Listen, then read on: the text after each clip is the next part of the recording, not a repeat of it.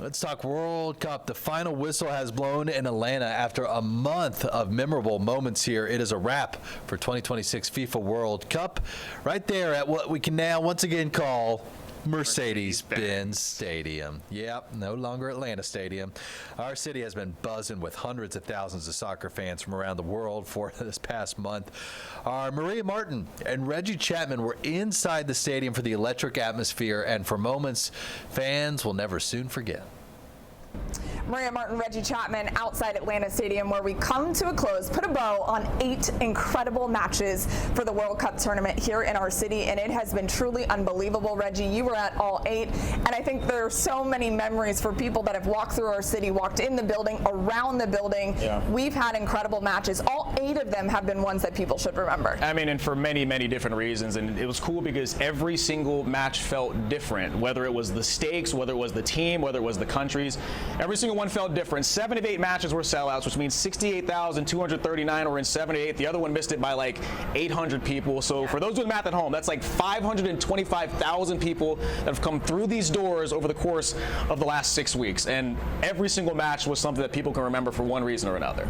It's so incredible to watch people from all walks of life, all over the world, come through Atlanta. And it's been something that I think Reggie and I have never been a part of before. You see really big moments in a stage like this, but not to the magnitude that we have in this World Cup. It was very successful in Atlanta. There was a lot of worry about the matchups that were gifted to this city. Yeah. Well, I think people were really surprised. We saw very historic moments inside that building, and putting a bow on the entire tournament with maybe the best of them all, I think it was the semifinal between England and Argentina. What an incredible matchup it was. What an incredible environment it was. I think over the course of this tournament, I think the 2 fan bases that maybe left the biggest impression on me was England and Argentina. And for England to come in there with the same level of crowd, to still be drowned out by an even bigger crowd from Argentina who came into this building and came into the city and took over, it was something I'll never ever forget, especially when those final goals went in the box and into the back of the net.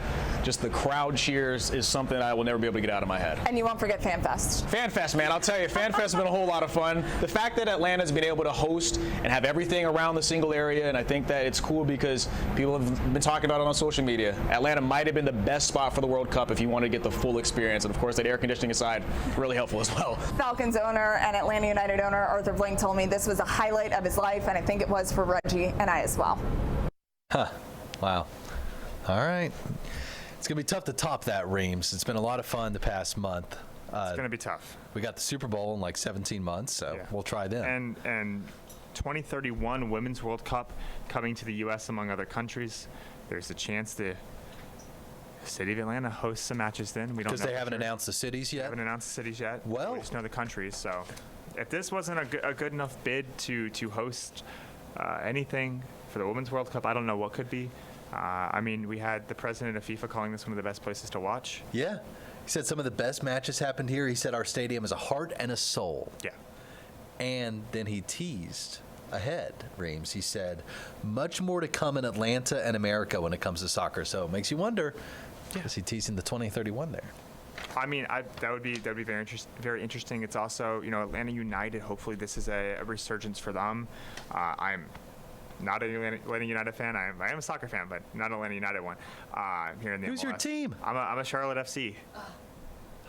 I know. Unbelievable. We're going to work on them, folks. Don't worry. We're working on them.